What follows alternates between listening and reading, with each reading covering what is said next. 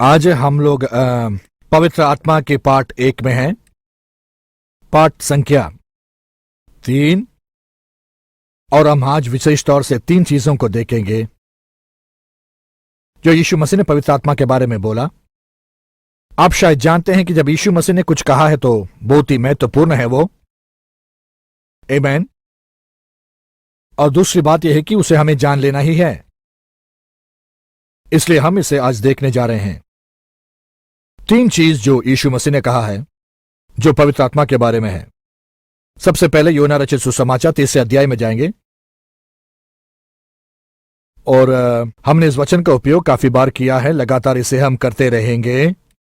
योना 3 अध्याय में जैसे हम आगे पढ़ेंगे, इसे हम पढ़ेंगे। क्या आपको खुशी है कि परमेश्वर का वचन है? यूहन्ना 3 में हम देखते हैं कि वचन बताती है, फरीसियों में से एक आदमी था। और एक बात को याद रखें कि उन दिनों के फरीसी इस संसार के लोग थे। मैं उनको विश्वास योग्य लोग नहीं बुलाऊंगा, लेकिन शब्द के लोग बुलाऊंगा, क्योंकि वो लोग वचन को अच्छी तरह जानते थे और इस कारण अपने वस्त्र पर उसको लिखते थे, उसको उनके सर के माथे पर लिख के रखते थे। वो लोग हरदम वचन के बारे में बोलते थे, वचन के बारे में कुछ नहीं जानते थे, लेकिन फिर भी। लेकिन फरीसियों में से निकोदेमो नाम का एक व्यक्ति था जो यहूदियों का सरदार था। उसने रात को यीशु के पास आकर उससे कहा, है रबी, हम जानते हैं तो परमेश्वर की ओर से आया है, क्योंकि कोई इन चिन्हों को जो तू दिखाता है यदि परमेश्वर के साथ ना हो नहीं कर सकता। यीशु मसीह ने उत्तर दिया कि मैं तुझसे सच सच कहता हूं, यदि कोई नए सिरे से ना जन्मे तो परमेश्वर का राज्य देख नहीं सकता। निकोदेमो ने उससे कहा, मनुष्य जब बुढ़ा हो गया तो क्यों जन्म ले सकता है? क्या उसे वापस अपने मां के कोख में जाना है इसके लिए? यीशु ने उत्तर दिया कि मैं तुझसे सच सच कहता हूं, जब तक कोई मनुष्य जल और आत्मा से ना जन्मे तो वह परमेश्वर के राज्य में प्रवेश नहीं कर सकता। क्योंकि जो शरीर का जन्मा है वो शरीर है, और जो आत्मा का जन्मा है वो आत्मा है। अचंबा ना कर कि मैंने तुझसे कहा कि तुम्हें नए सिरे से जन्म लेना बहुत ही अवश्य है। यहां पर हम उस पहली चीज को देखते हैं जो यीशु मसीह सिखाते हैं, और पहले जो बातें हमने सीखा है उसको यहां पर फिर से दोहराएंगे, और इस साल के खत्म होने से पहले बहुत सारे बार इसको दोहराएंगे। लेकिन जो पहली बात जो यीशु मसीह सिखाते हैं, जो पवित्र आत्मा हम में करने जा रहे हैं, वो सबसे पहले ये बात है कि अंदर एक बदलाव लाएं, एक आंतरिक बदलाव। और एक और बार हमें यह जान लेना चाहिए कि जो बोल रहा है वो बात जो है ये है कि हमारी आंतरिक बदलाव जो है कलीसिया जाने से नहीं आती, या फिर एक शिशु बपतिस्मा से नहीं होती, या फिर धार्मिक नियमों के पालन से नहीं होती, एक संस्था के बाग होने से नहीं होती, प्रभु बोझ से नहीं होती, बातों के निर्णय से नहीं होती। ऐसे जो कोई भी चीजें ये संसार जो है बताती है आंतरिक बदलाव के लिए, कोई भी काम नहीं करती, चाहे अच्छा जीवन हो। मैं जो हूं, मैं जब परमेश्वर की सेवकाई में जाने से पहले मैं कहीं काम करता था, और मेरा जो सुपरवाइजर वहां था वो बहुत ही अच्छा एक आदमी था, और ऐसे मैंने किसी को नहीं देखा है। मेरा मतलब है वो जो थे बहुत अच्छे रहते थे, सबको देते थे, दया से भरे सबकी सेवा करते थे। और मैं जब सच्ची में परमेश्वर से मिला और परमेश्वर के बहुत ही मैं करीब जा रहा था, मैंने सोचा कि मैं इस आदमी से कभी भी इस बात को पता नहीं लग सकता हूं कि क्या इसने उद्धार प्राप्त किया है। और कभी कभार उनसे कुछ सवाल करता रहता था, और उसके विषय में पूरा दिन मैं उनसे बात करते रहता था। और उनके अंदर जो कमी थी वो ये थी, वो एक अच्छा आदमी था, एक अच्छे परिवार में अच्छा आदमी था, अपने परिवार की और अपने काम की और काफी श्रद्धा के साथ वो करता था, और सारे लोगों के साथ आगे जाने के लिए तैयार था। लेकिन उनके साथ जब मैंने मसीह में आने की बात करना शुरू की, क्योंकि वो बहुत अच्छे थे, उनके मन में कभी ये विचार नहीं आया कि उनको उद्धार प्राप्त करना है। वो सोचते थे कि जिस बात में विश्वास करते उसको करना ही सही है। और दुख की बात यह है कि इस तरह के विचार आज दुनिया में बहुत सारे लोगों के बीच में है। ये सोचते हैं कि अगर अच्छा करें। दुख की बात यह है कि अच्छा करने का जो विचार है आज हमारे कलीसियाओं के अंदर भी घुसा हुआ है, कि हमारे अच्छे कामों के द्वारा उद्धार प्राप्त किया है। और मुझे याद है कुछ साल पहले ये बात है, फोर्ट वर्थ टेक्सास में जो टेलीग्राम की शुरुआत की गई, जो वहां 2 पन्नों की थी, जो वहां की एक बड़ी सी कलीसिया से आई हुई थी, जो फोर्ट वर्थ टेक्सास में है, उसको जब हमने पढ़ा और सब चीजों को गलत साबित करने की कोशिश की थी, जैसे कि कुंवारी के गर्भ धारण के बारे में और कोक में जो खून के बारे में सवाल उठाया और ये सिखाया, इस बातों को लोगों को सिखाने की कोशिश की, और अंत में उपसंहार ये था कि अगर आप जो है अच्छे जिंदगी जिएंगे और अपने लोगों के साथ अच्छे रहेंगे, यही परमेश्वर चाहते हैं। दुख की बात यह है, ये उन बातों के साथ नहीं मिलती जो यीशु ने बताया है। और इस विद्यालय में हमने ये निर्णय लिया है कि जो यीशु मसीह ने बताया है उसको ही हम सिखाएंगे, क्योंकि उसमें बहुत ज्यादा अधिकार है और अच्छा है। आमीन। इसलिए यीशु मसीह कहते हैं कि उद्धार प्राप्त करने के लिए ये आंतरिक बदलाव आने के लिए आपको एक बात के सामना करना है जो पवित्र आत्मा के साथ है, और पुनर्जन्म नाम का एक अनुभव आप में होना चाहिए, या फिर आत्मा में जन्म लेना। देखिए यहां जैसे इसके बारे में हम पीछे पढ़ें और देखेंगे कैसे जुड़ता है। जब उत्पत्ति के पुस्तक में जाएंगे और देखेंगे परमेश्वर किस तरह से मनुष्य की सृष्टि करते हैं, देखते हैं वचन में कि किस तरह से जमीन की मिट्टी को लेकर आदम को बनाया और उसके अंदर जीवन की आत्मा को फूंका और आदम जीता हुआ एक आत्मा बना। और हम देखते हैं कि सबसे पहले सृष्टि करने के समय परमेश्वर जो हैं चाहते थे कि मनुष्य के अंदर परमेश्वर समा जाए, उसके अंदर पूरी तरह से समा जाए, इसलिए अपने आत्मा को उसमें आदम में रखा। और हम जानते हैं कि और जैसे चीजें आगे बढ़ी उन पहले दिनों में जो सृष्टि के थे, परमेश्वर आदम और हव्वा को बताया कि उस उद्यान के सारे पेड़ से खा सकते हैं, सिर्फ एक पेड़ से नहीं। और एक और बार हम इस बात को समझ लेना है कि उस पेड़ को इसलिए वहां रखा गया ताकि मनुष्य अगर चाहता है कि उसके साथ परमेश्वर का रिश्ता हो, उसको एक निर्णय लेना ही है। अगर उनके पास एक निर्णय नहीं है तो आप जो है खेलने वाले एक गुड़िया की तरह बन जाएंगे या फिर एक रोबोट जैसा बन जाएंगे जो आपके बातों को सुने। लेकिन ये जो बात है यहां तब होती है जब हमारे जीवन में सत्य नहीं है। प्रभु ने हमारी सृष्टि इस प्रकार की है कि हमारे अंदर अपना एक इच्छा है, इसलिए आरंभ में मनुष्य को उसे यह देना ही था ताकि वो किसी चीज से चुन सकें। और इसलिए उसने उन लोगों से कहा, एक पेड़ है यहां, इसमें से तुम्हें कभी नहीं खाना है। दूसरी जो बात वहां पर बताया गया था वो ये था कि वो परमेश्वर में अपना पूरा भरोसा रखें। वो कह रहे थे तुम्हें वो जरूरी नहीं है, विश्वास करो। हम जानते हैं प्रभु ने उनसे ये कहा, उस पेड़ का फल तुम्हें कभी नहीं खाना चाहिए, और जिस दिन तुम उस पेड़ के फल को खाओगे उस दिन तुम मरोगे। और हम जानते हैं कि उसके बाद क्या हुआ, जो उत्पत्ति के पहले अध्याय में हम देखते हैं कि उस पेड़ से उन्होंने खाया। और हम ये भी जानते हैं कि करीबन 400 साल तक वो शारीरिक तौर से नहीं मरे। इसलिए हम जानते हैं कि हम दूसरी तरह की एक मृत्यु के बारे में बोल रहे हैं। यहां पर एक बात को आप साफ साफ समझ लें कि मौत हमारे शारीरिक अवस्था को नहीं दर्शाती है। इसका मतलब है कि किसी चीज से अलग होना, किसी चीज से अलग हो जाना। और यहां पर हम देखते हैं इसे हम आत्मिक मृत्यु कहते हैं, या मनुष्य की आत्मा की परमेश्वर की आत्मा से अलग होने की बात। तो हम देखते हैं कि उस वाटिका में मनुष्य के खिलाफ क्या हुआ और किस तरह से मनुष्य के विरोध में हो गया, जो उत्पत्ति के नियम के अनुसार था, जो बताता है कि सब चीज उसके अनुसार ही उत्पन्न करती है। इसलिए यहां आदम और हव्वा, जिनकी आत्मा अब परमेश्वर की आत्मा से अलग हो चुकी थी, मैं जो बता रहा हूं वो मनुष्य की आंतरिक बात है, क्योंकि परमेश्वर अब भी उनके साथ रिश्ते में ही थे, लेकिन वो जो हैं अब उनके अंदर कभी नहीं रहे। इसलिए अब उनके अंदर सृष्टि के वक्त जो स्वभाव परमेश्वर ने दी वो अब परमेश्वर में नहीं था, लेकिन उसके बजाय उनके अंदर एक स्वभाव थी जो शैतान के स्वभाव की तरह थी। और यीशु मसीह कहते हैं जैसे वो पापी के तौर पे दुनिया में उनका जन्म हुआ, उनके पिता भी एक पापी थे। यहां पर हम देखते हैं कि एक ऐसी जरूरत है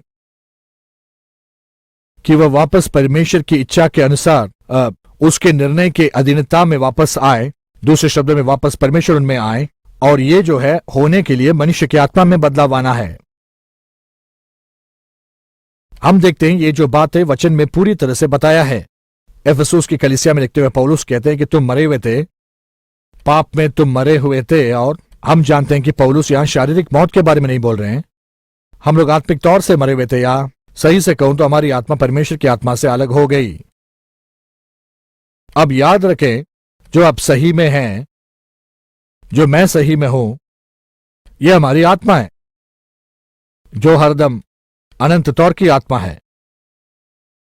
आत्मा जो है मरती नहीं है जैसे हम सोचते हैं, लेकिन आत्मिक मौत तब होती है जब मनुष्य के अंदर की जो आत्मा है परमेश्वर की आत्मा से अलग हो जाती है। इसलिए आदम और हव्वा और जो भी उसके बाद जन्म लिए, सब लोग एक आत्मा के साथ जन्म लिए, लेकिन वो जो आत्मा थी वो परमेश्वर की आत्मा के साथ मिला हुआ नहीं था। इसलिए इसका जो सुझाव है, जो परमेश्वर ने निर्णय की, जिसके द्वारा हम वापस आत्मिक जीवन प्राप्त कर सकते हैं, और इसे पुनर्जन्म का एक अवसर कहते हैं। और ये जो है परमेश्वर की पवित्र आत्मा के द्वारा होती है। और यीशु मसीह यहां पर इसी बात के बारे में कहते हैं, जो हम यूहन्ना 3 में देखते हैं, जब वो निकोदेमोस से बात कर रहे हैं, वो कहते हैं कि तुम्हारी आत्मा में तुम्हें ये नए सिरे के जन्म का अनुभव करना है। वो कहते हैं कि तुम शरीर में जन्म लिए हो। और एक और बार बोलूं कि पहले हमने देखा है, जो ज्ञानी लोग जो हम बताते हैं, इस बात को साबित करने की कोशिश करते हैं कि हम नहीं जानते कि यीशु ने असली में क्या कहा है। हम जानते हैं कि वो वहां पर कुछ बात कहते हैं, क्योंकि यही बात निकोदेमो भी यहां पर सोच रहे थे। और ये सवाल करते हैं कि जब एक आदमी बुढ़ा हो जाए तो क्या वापस वो अपने मां के कोख में जाकर जन्म लेना है? तो यीशु मसीह कहते हैं कि निकोदेमो तुम सही सोच रहे हो, लेकिन मैं शारीरिक जन्म के बारे में नहीं बोल रहा हूं, मैं आत्मिक जन्म के बारे में बोल रहा हूं। और सबसे आवश्यक बात जो आंतरिक तौर से तुम्हें बदलाव दे सके, आपको एहसास होती है कि इसी जगह पर सालों पहले धर्म ज्योति वो गलत हो गया। हमें पूरी तरह से बाहरी तौर से बदलने की कोशिश की गई है। इसलिए बहुत सारे धार्मिक सिद्धांत हमें सिखाया गया, बहुत सारी धर्म संबंधित बातें, और बताया गया कि तुम्हें ये करना है, वो करना है, ये करना है और इसे ऐसे करना है। और हमने ये देखा भी है कि बहुत सारे लोग इसको करने की कोशिश करते रहते हैं। ये सब कुछ करने के बावजूद भी उनके जीवन में किसी भी तरह की शांति उनमें नहीं थी। यीशु यहां कहते हैं आंतरिक तौर से कुछ शुरू करना है, आपके अंदर होना है, आपको नया जन्म लेना ही है, आत्मा में जन्म लेना ही है। और ये बताते हैं कि इसे कैसे कहना है। और हम बहुत ही आशीषित है कि ये नया नियम हमारे हाथ पे आज है। और हम देखते हैं कि एक जन्म की प्रक्रिया यहां होती है। जिस तरह से लूका रचित सुसमाचार में हम यीशु के जन्म के बारे में देखते हैं कि कैसे यीशु इस दुनिया में आए। और सच्चाई ये थी कि पवित्र आत्मा जो है मरियम के पास आए और कहे कि तुम गर्भ धारण करोगे और एक बच्चा होगा। और मरियम ने पूछा कि यह बात किस तरह से मुमकिन है। मैंने किसी आदमी को नहीं जाना है, उसे जन्म की प्रक्रिया के बारे में पता था, लेकिन एक और बार उसके बारे में जो आत्मिक बातें थी उसके बारे में वो नहीं समझ रही थी। उसे बताया कि जब पवित्र आत्मा तुम पर आएगी। हम जानते हैं कि मरियम परमेश्वर के वचन के बीज को तब पाया जब दूतगण उसके पास इसे लेकर आए, और फिर पवित्र आत्मा उस बीज को जान दिया, या उस बीज को एक नया रूप दिया। और वचन बताती है कि जो चीज उसके गर्भ के अंदर धारण हुआ वो परमेश्वर का पवित्र बच्चा था। हम में से जो कोई भी नया जन्म प्राप्त किए हैं, यह प्रक्रिया उसी तरह की है। परमेश्वर की वचन जो असली बीज है हमारे अंदर आई है, अलग अलग रूप में वो हमें आया है।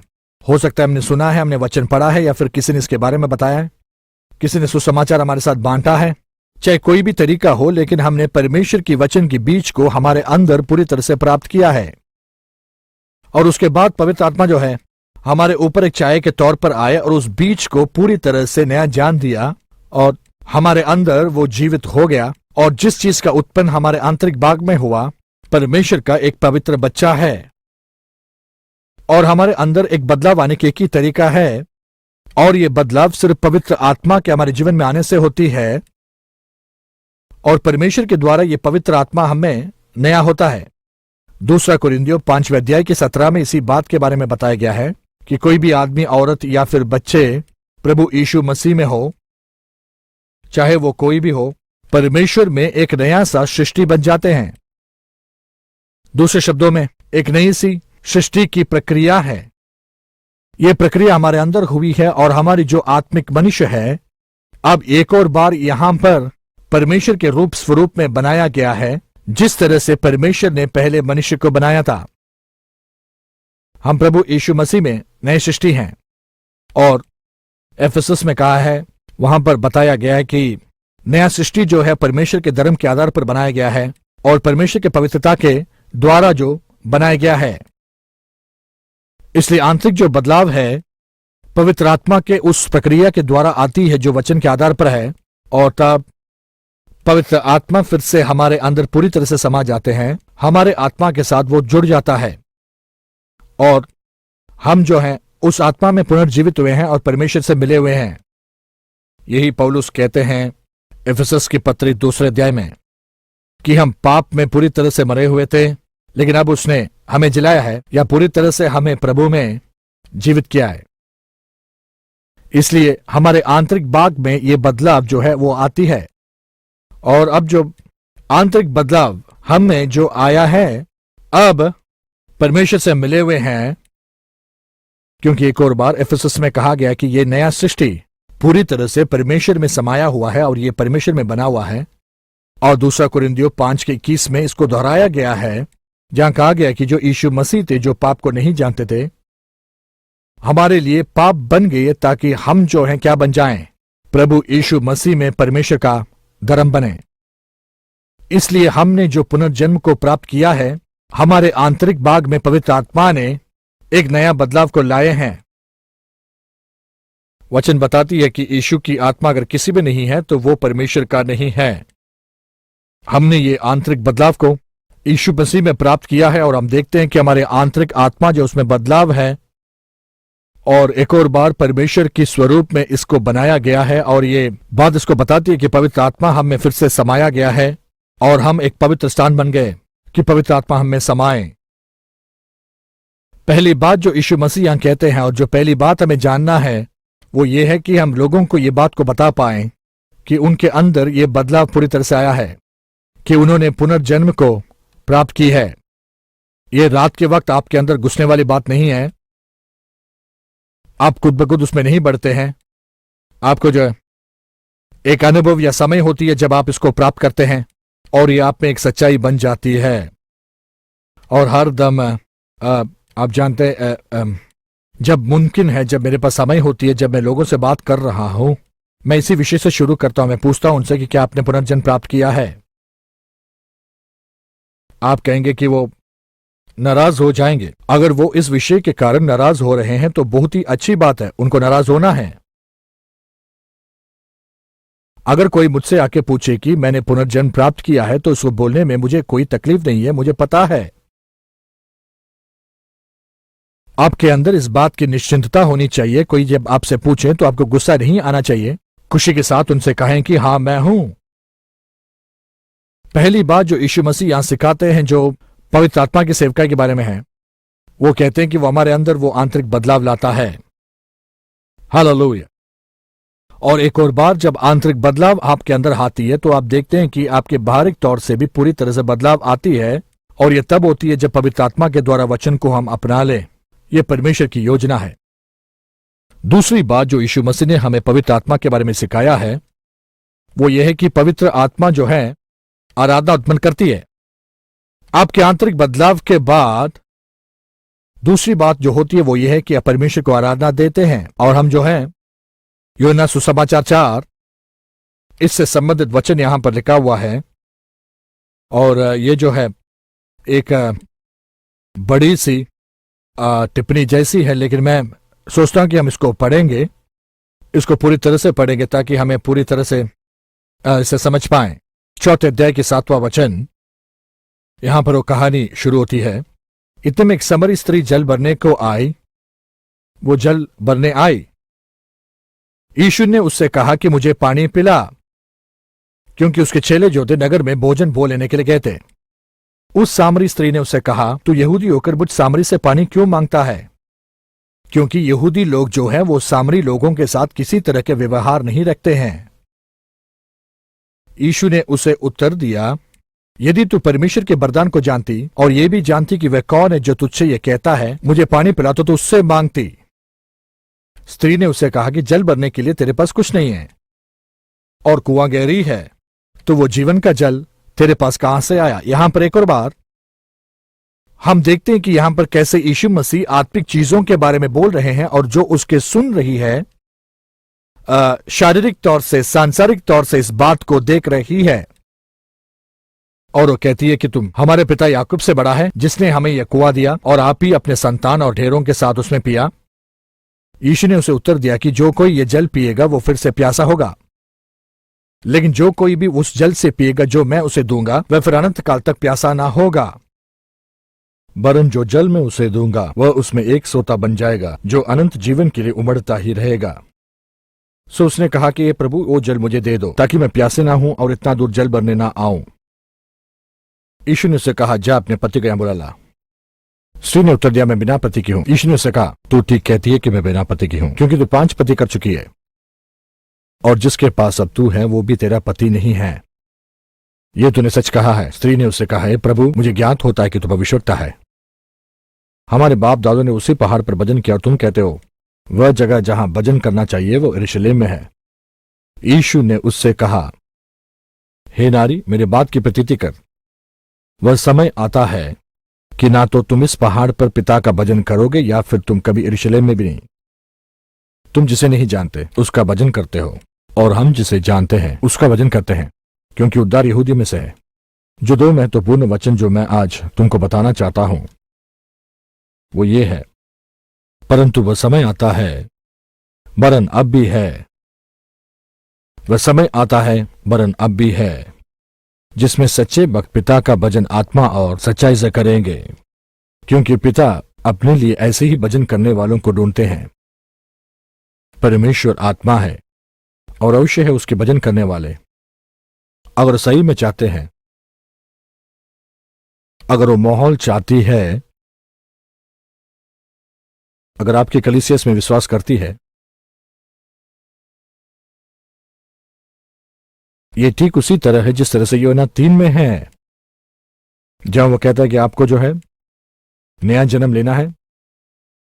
ये कितना अच्छा होगा अगर सारी कलीसिया मिलकर इस बात पर ज्यादा जोर दें कि हमको मिलकर इस तरह से करना चाहिए कि सबको उद्धार प्राप्त करना है। यहां पर देखिए कि परमेश्वर आत्मा है, जो उसकी आराधना करते हैं वो जरूर उसकी आराधना जो है आत्मा में और सच्चाई में करना है। परमेश्वर की पवित्र आत्मा द्वारा ही हम हमारे आत्मा में परमेश्वर की आराधना सही से कर सकते हैं, क्योंकि प्रभु चाहते हैं कि हम आत्मा में उसकी आराधना करें और सच्चाई में भी करें। मैं यहां पर आपके समझ के लिए कुछ बातों को कहना चाहता हूं कि आप कभी, और मैं जो हूं काफी बार जो है टीवी में कार्यक्रम को मैं देखता हूं, हमारे कलीसिया के कार्यक्रम, जहां पर बहुत बड़ी एक गीत की संगति है, 100 से भी अधिक आवाजें, संगीत बजाने वाले, और वहां पर वो बहुत ही सुंदर सी जो गानों को गाते हैं और मेरे आत्मा के अंदर आनंद उमड़ कर आती है।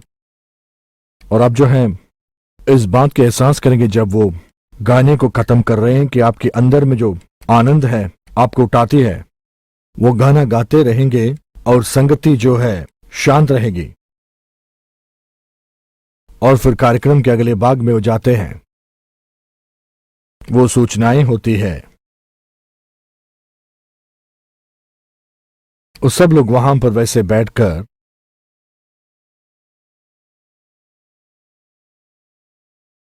जब गीत उसके अंत में पहुंचता है, यह अक्सर इसलिए होता है क्योंकि इन लोगों को यह सिखाया नहीं गया है कि प्रभु की आत्मा में और सच्चाई में आराधना करना है। यही सही है, उनको नहीं पता है। और ये कितनी निराशा से भरी बात है, क्योंकि वचन हमसे ये बताती है कि प्रभु हमारे उन लोगों को ढूंढ रहे हैं जो आत्मा में आराधना करते हैं। प्रभु की खोज करने के बारे में बहुत सारे संदेश सुनते हैं, जो अच्छा है, लेकिन आप में से कितने लोग ऐसे संदेश सुने हैं जहां पर प्रभु किसी लोगों को खोज रहे हैं? और वचन यहां साफ साफ बताती है कि जो परमेश्वर की आराधना करते हैं और जो आत्मा में आराधना करते हैं, इन्हीं लोगों को प्रभु ढूंढ रहे हैं।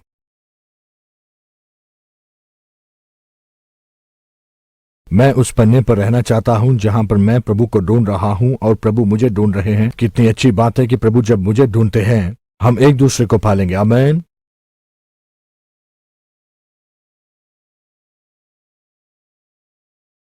क्या आप में से किसी लोगों को यह बात की याद है कि आप कलीसिया में गए और आराधना हो रही है और आपके अंदर किसी ऐसी चीज की अनुभव हो रही है कि आपको उसे बाहर निकालना है? क्या ऐसे कोई अनुभव किसी को हुआ है?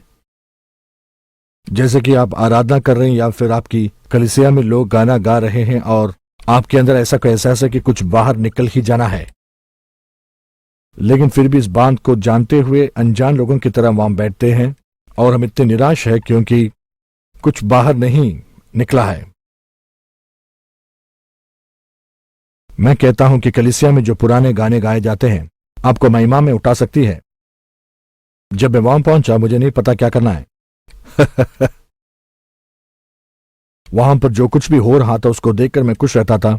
वहां पर अच्छे अच्छे गाने गाए जाते थे, लेकिन मैं जो खत्म हो गया तो खत्म हो गया, कुछ नहीं था आगे। और अब चाहते नहीं कि वो खत्म हो जाए और सोचते हैं कि कुछ और आगे होना ही था, लेकिन वो नहीं हो रहा है।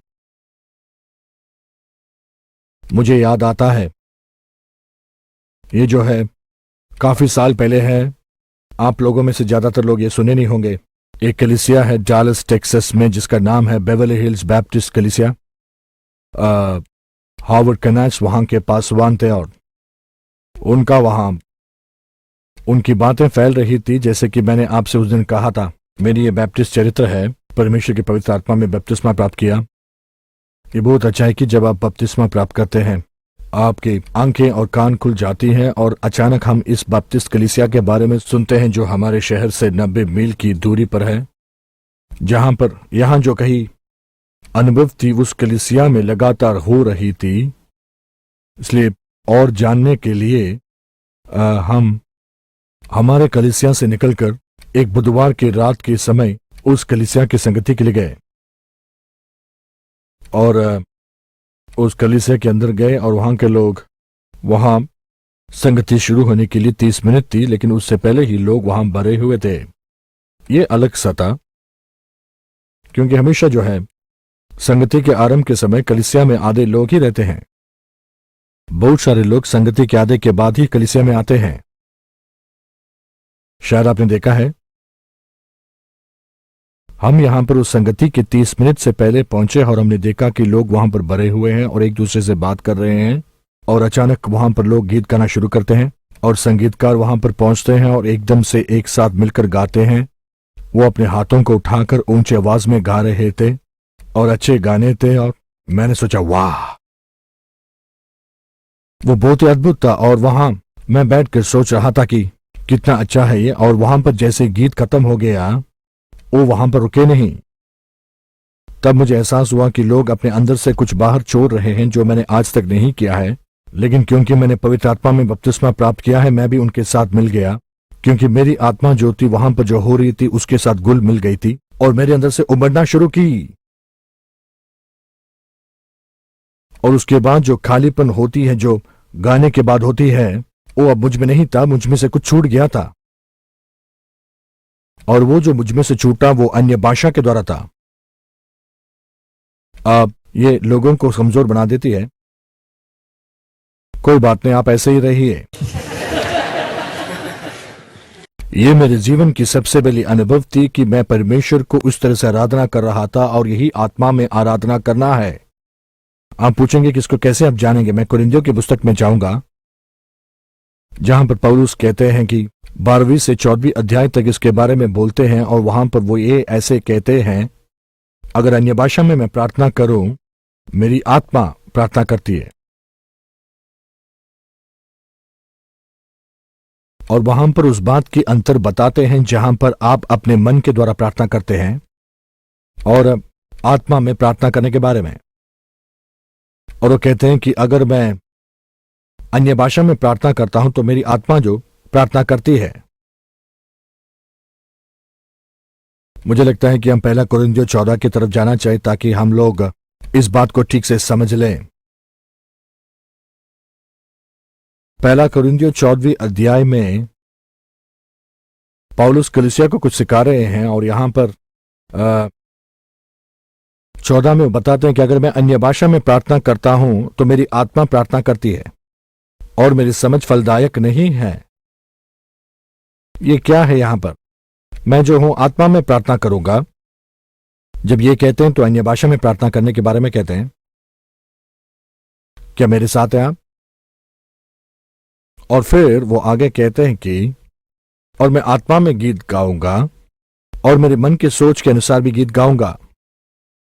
अब वो ऐसे किसी बात को बता रहे हैं जो पूरी तरह से आज के जमाने में अगर हम कहें तो हमारे पूरा प्रकाशन के द्वारा भी आज के दिन पूरा नहीं होती है। मैं उस बात के लिए धन्यवाद करता हूं जो आज हमारे संगति में होती है। लेकिन जब मैंने इस बात को जान लिया कि किस तरह से आराधना करना है और ऐसे करने से और आप शायद यहां पर 14 और 15वां वचन देखते हैं जो यहां पर बताती है कि वो मैं अगर अन्य भाषा में प्रार्थना करूं तो मेरी आत्मा प्रार्थना करती है। मैं क्या करूंगा? प्रार्थना मैं करूंगा, मेरी आत्मा में प्रार्थना करूंगा, अन्य भाषा में करूंगा और प्रभु की उपस्थिति में करूंगा। फिर वो कहता है कि मैं आत्मा में गीत गाऊंगा और वो कहते हैं कि अन्य भाषा में गीत गाऊंगा और मैं उस समझ में गीत गाने जा रहा हूं।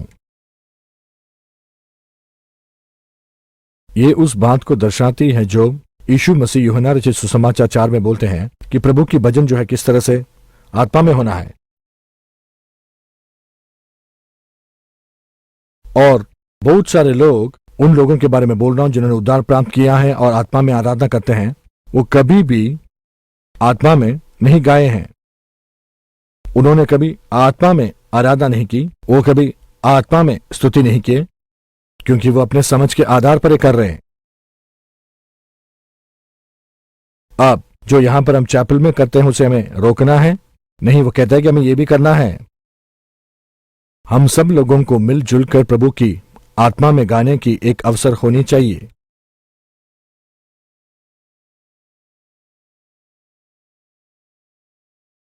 और जब हम ऐसे करते हैं तो यहां बताई गई कि हम लोग अन्य भाषा में गा रहे हैं।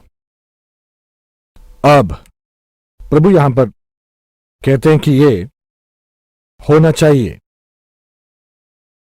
और इसी की खोज हमें करना चाहिए। इसलिए हम सब मिलकर खड़े होंगे। अब खड़े होने की कोई नई बात नहीं है, ये मेरी विचार है और मैं आपसे कहता हूं कि आप इस गीत की तरफ मोड़ लें। जो स्क्रीन पर आती है उसको दोहराने के लिए नहीं बोलूंगा। मैं चाहता हूं कि आप पूरे मन के साथ आत्मा में प्रभु के लिए गीत गाएं, क्योंकि आप जब गाना गाते हैं तो आपके मन की इच्छा के अनुसार नहीं गाते हैं। और गाइए।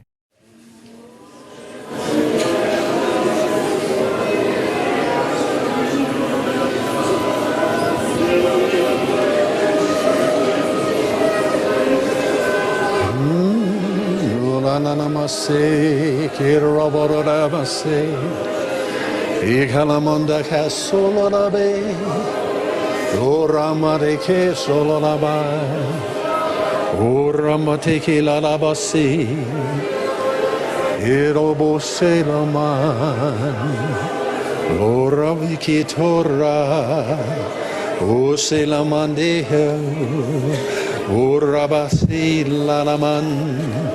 O Rabase, Hallelujah. O Rababase Lanamato, O Rababose Lo Montaya, Elobosea, O Rababasi, O Robatika Lanamasi Kilamorata, O Rebateki Lanamon.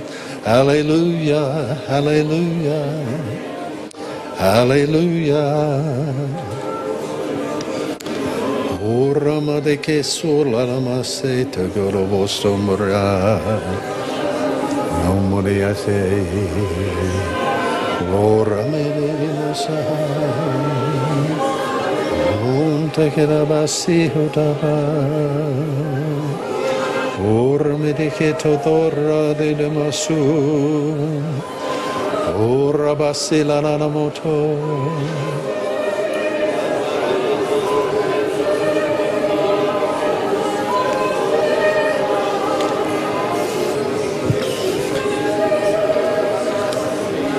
Ora basi tata posura.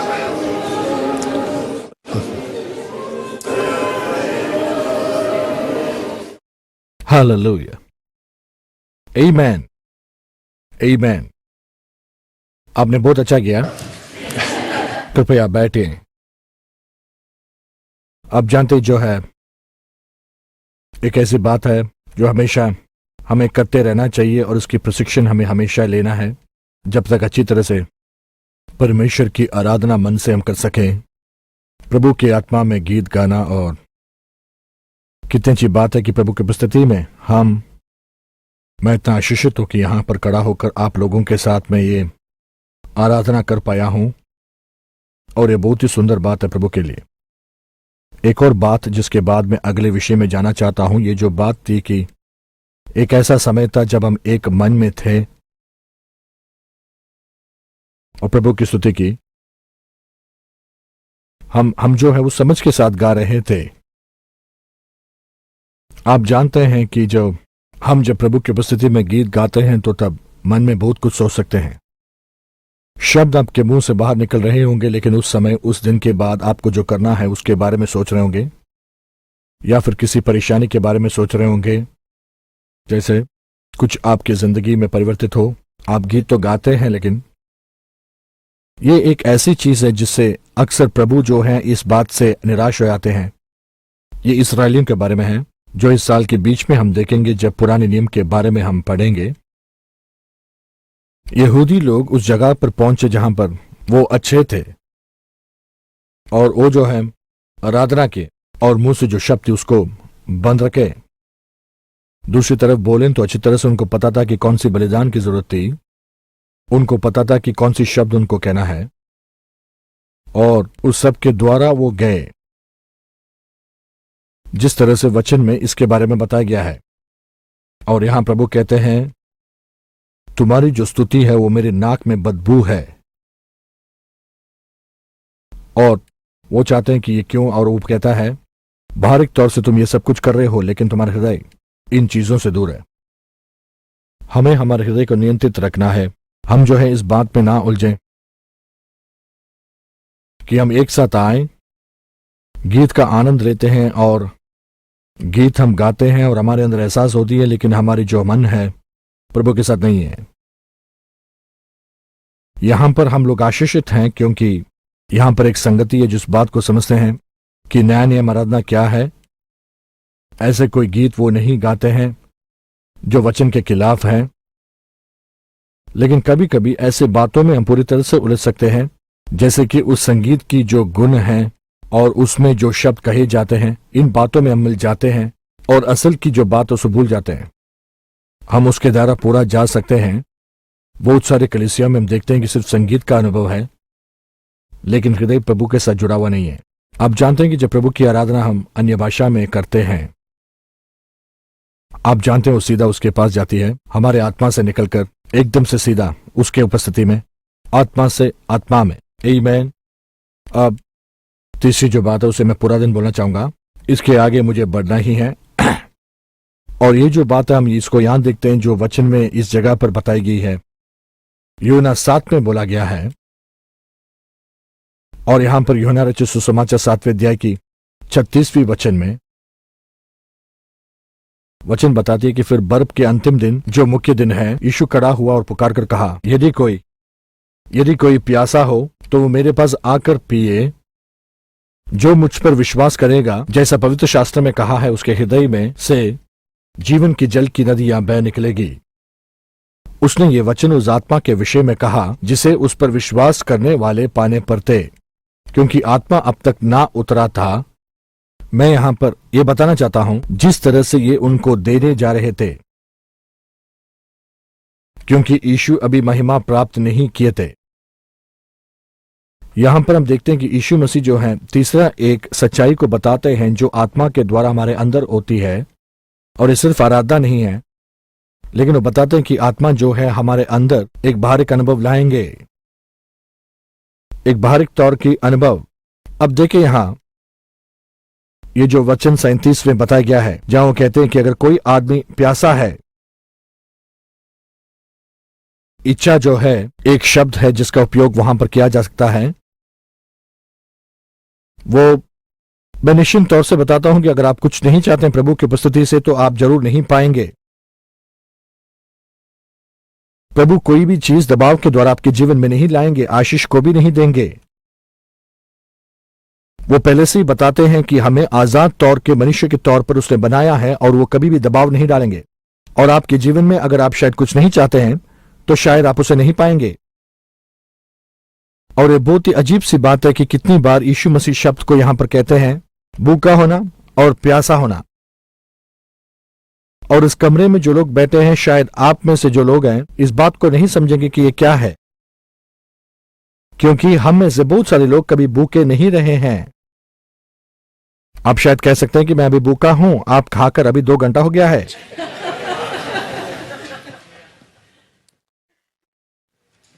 मैं चाहे तो नियमित समय में ही एक मांस की टुकड़ा जो अच्छी तरह बना है खा सकता हूं, और उसके साथ अच्छे जूस भी होना चाहिए, बहुत सारे आलू भी उसके साथ होना चाहिए, मक्खन भी उसके साथ रहना चाहिए, और अच्छी तरह से तेल में उसको सेकना चाहिए।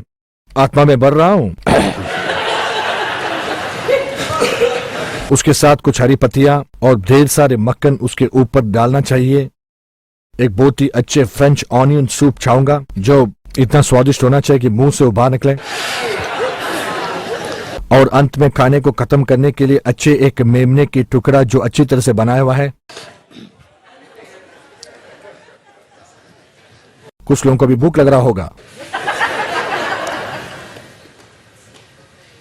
मैं चाहूं तो ऐसे खाना खा के कुछ घंटों के बाद वापस ऐसे ही खा सकता हूं।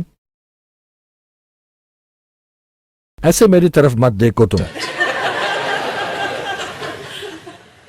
लेकिन आप में से बहुत सारे लोग, सबके बारे में मुझे नहीं पता है, लेकिन मेरी सोच है कि आप में से बहुत सारे लोग ऐसे होंगे जिन्होंने सही तौर से जो भूख है उसका अनुभव नहीं किया। और हमें से बहुत सारे लोगों को कभी प्यास भी नहीं लगी है। हम खाते हैं और पीते हैं और ये हर दिन करते हैं और ऐसे शब्दों का उपयोग करते हैं जहां मैं भूखा हूं, मैं प्यासा हूं, लेकिन सच्चाई यह है कि हम अगर 8 घंटे तक नहीं खाएं तो भी हमें भूख या प्यास नहीं लगेगी। मैं ये सब इसलिए कह रहा हूं ताकि मैं आपको दिखाऊं कि ये जो वचन है, जो परमेश्वर के वचन में है, ज्यादा मतलब रखती है कि अब 2 घंटे पहले खाए और अभी भी भूखे हैं। मैंने अभी कुछ पिया है लेकिन प्यासा हूं अभी भी। वचन इस गहरे अनुभव के बारे में हमें बताती है। मैं चाहता हूं कि आप जान लें कि ये एक ऐसी बात है जो आपको काबिल बनाती है कि आप परमेश्वर की उपस्थिति से प्राप्त करें। अगर आपके मन में ऐसी एक सोच विचार है, जैसे मैं प्रभु से कहने जा रहा हूं कि मुझे चाहिए। बहुत सारे लोग उस बात को इनकार कर देते हैं जो प्रभु चाहते हैं कि वो प्राप्त करें, क्योंकि अपने माहौल को नहीं छोड़ना चाहते हैं। तो जब मैं आज के बारे में बोल रहा हूं और मैं चाहता हूं कि आज आप इस बात को समझ लें।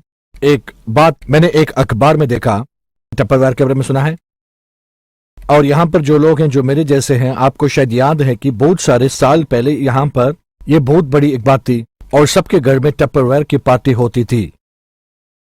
और मेरी मां जो थी उनको हरदम दुख होती थी। उनके पास सब कुछ था और सिर्फ ये एक एहसास, एक सुगंध, पता नहीं क्या था, लेकिन एक टपरवेयर की जो ग्लास थी उसे मैं बर्दाश्त नहीं कर पाता था और उसमें खाना पीना मैं मना करता था। आज भी प्लास्टिक चीजें मुझे पसंद नहीं हैं। लेकिन आप जानते हैं कि अगर मैं गर्मी के समय में टेक्सास में रहता, तो जहां पर तापमान 107 या 108 डिग्री है, और मैं ऐसे जगह पर खड़ा हूं जहां पर एक छाया भी नहीं है और कहीं पर भी वहां पर पानी नहीं है, और एक दिन खत्म हो गया है, दूसरा दिन आ गया और वहां पानी नहीं है, 108 और पानी नहीं है, तीसरा दिन मेरा होंठ अब फटने लगे हैं, मेरा गला सूख रहा है, मेरे जीभ जो है वो मोटे हो रहे हैं, और कोई अचानक आकर मुझसे ये कहता है कि मैं आपको पानी दे सकता हूं।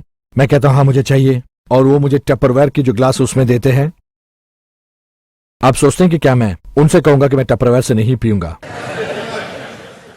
अगर मैं सही में प्यासा हूं तो वो चाहे कैसे भी हो, मैं उसका परवाह नहीं करूंगा, मुझे सिर्फ पानी चाहिए। और यही यीशु मसीह भी कहते हैं कि अगर सच्ची तौर से हमारे अंदर एक भूख या प्यास है प्रभु के लिए, जो बहुत ही गहरी तौर से हमारे अंदर है, हम उसे ये नहीं कहेंगे कि मैं किस तरह से वो पाना चाहता हूं।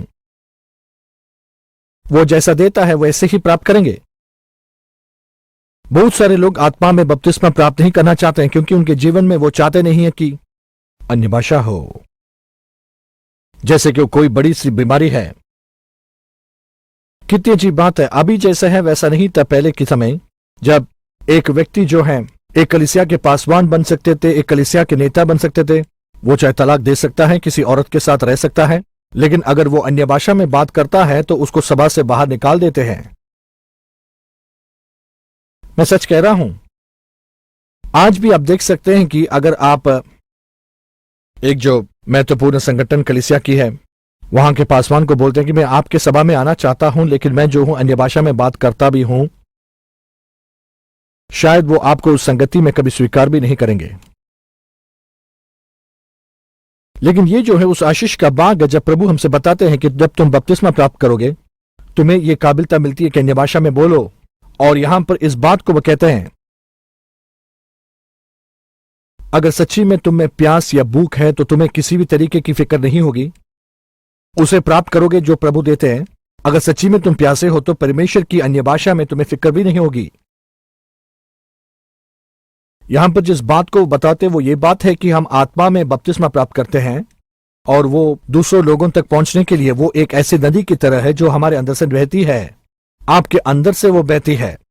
यूहन्ना 4 के साथ इसको पढ़ के देखें, जहां उस स्त्री को बोलते हैं कि अगर वो उद्धार प्राप्त करेगी वो एक ऐसी स्रोत बन जाएगी पानी की, उसके अंदर से वो उमड़ कर आएगी और वो अनंत जीवन देगी। नया जन्म जो है आपको नया जीवन देता है जो आपके अंदर है। परमेश्वर की पवित्र आत्मा में जो बपतिस्मा प्राप्त करते हैं वो दूसरे लोगों को ये बांटने की बात होती है। और यही यहां परमेश्वर कहते हैं, मैंने सबको ये दिया है, ये जो नदी तुम्हारे अंदर मैंने दिया है, मैं चाहता हूं कि तुम उसको बहने को दें और ये जो दुनिया जो मर रही है उसको सांत्वना दें और शांति की समाचार दें। इस जीवन के जल को सबके साथ बांटो जो इसको चाहते हैं। हम में से ये बहना ही है, जो जल हम में है, जो हमें जीवन दे रहा है, जो नदी हमसे बह रही है, जो दूसरों में जीवन बांट रही है। आमीन। और एजेकियल में हम देखते हैं, जिसके बारे में अभी पढ़ने के लिए समय नहीं है लेकिन आगे देखेंगे, उसे आप पढ़ें। वहां पर इस नदी के बारे में बोला गया है, तुम्हारे पैर तक वहां जाने की जरूरत नहीं है, तुम्हारे घुटनों तक वहां मत जाओ या फिर तुम्हारे कमर तक वहां मत जाओ, लेकिन ऐसे तैरो जैसे कि तुम अंदर गए हो। और यही हम सबको करने के लिए वहां पर उत्साहित किया गया है। वहां पर पवित्र आत्मा में जो हमारे जीवन, ये नदी जो है जो हमारे अंदर से उमड़ रही है, ये हमारे अंदर से लगातार उमड़ना चाहिए। हमें प्रभु में जीवित रहना चाहिए क्योंकि प्रभु में हम भरपूर हैं। वो चाहता है कि वो हमसे भरें क्योंकि उसने हमें ही चुना है। और कितने लोग जानते हैं उसके पास दूसरी योजना नहीं है। हम वो हैं